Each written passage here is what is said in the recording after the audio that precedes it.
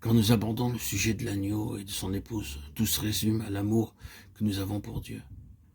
Cela correspond à Apocalypse 12, où les questions du grand dragon rouge, de la femme et de l'enfant mâle qui est ravi jusqu'au ciel. Et de cette proclamation, ils l'ont vaincu à cause du sang de l'agneau et à cause de la parole de leur témoignage. Et ils n'ont pas aimé leur vie jusqu'à craindre la mort. Ils n'ont pas aimé leur vie jusqu'à craindre la mort. C'est pour lui qu'ils n'ont pas aimé leur vie jusqu'à craindre la mort. C'est une question d'amour. Vous savez qu'on ne peut pas forcer l'amour, ni le contraindre.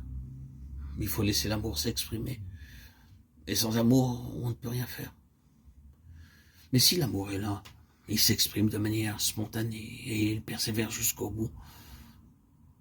Tout se résume à l'amour. Et c'est cela qui est en vue ici. L'épouse, il s'agit donc bien de notre amour pour le Seigneur. Jusqu'où celui-ci va-t-il aller?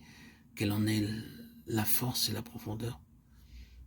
Allons-nous aussi le suivre jusqu'à ce degré où l'amour s'exprime librement, sans contrainte aucune, dans une consécration spontanée au Seigneur, dans l'abnégation, le renoncement à soi-même et le don de sa personne? Notre moi est complètement mis de côté pour lui. N'avez-vous pas le sentiment que nous devrions reconsidérer cette vérité tout à nouveau?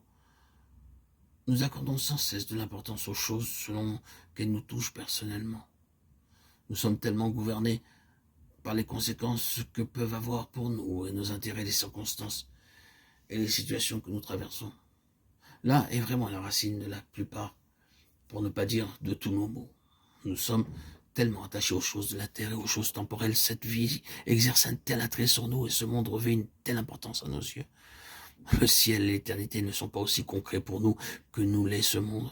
Si seulement nous pouvions avoir cette vision et cette appréciation des choses célestes, si seulement nous pouvions être saisis par la réalité de la vie éternelle, par le fait que tout dans l'éternité, dans le ciel, est aussi tangible et même beaucoup plus tangible que ce que nous connaissons ici-bas. Ainsi, les choses spirituelles seraient plus réelles que les choses temporelles, même à l'heure actuelle. Ah oui, si seulement nous pouvions en être saisis et vivre que ces choses spirituelles sont beaucoup plus réelles que ces choses temporelles. Si nous pouvions le vivre expérimentalement, ne serions-nous pas davantage enclins alors à lâcher prise et à délaisser ce qui occupe et préoccupe une si grande place dans nos vies? Ne devrions-nous pas être beaucoup plus prompts à lâcher du mou, à lâcher prise,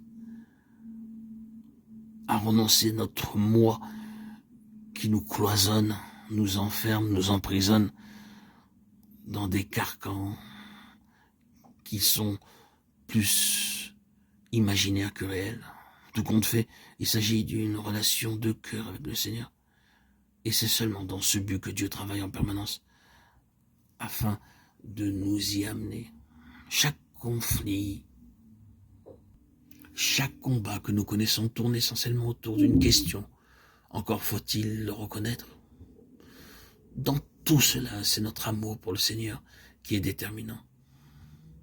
La question est de savoir si nous allons continuer avec lui. Tout se résume à cela. Nous avons déjà dit que ce point n'est pas nouveau dans le livre de l'Apocalypse. D'autres passages de l'Écriture nous le rappellent. Surtout les épîtres de Paul.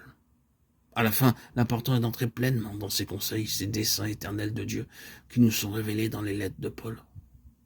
Puis une fois que ces conseils ont été mis en lumière dans les premiers chapitres de l'Épître aux Éphésiens, que nous sommes ramenés sur ce terrain et que l'apôtre nous montre la grandeur de ce plan en faveur de ce peuple élu,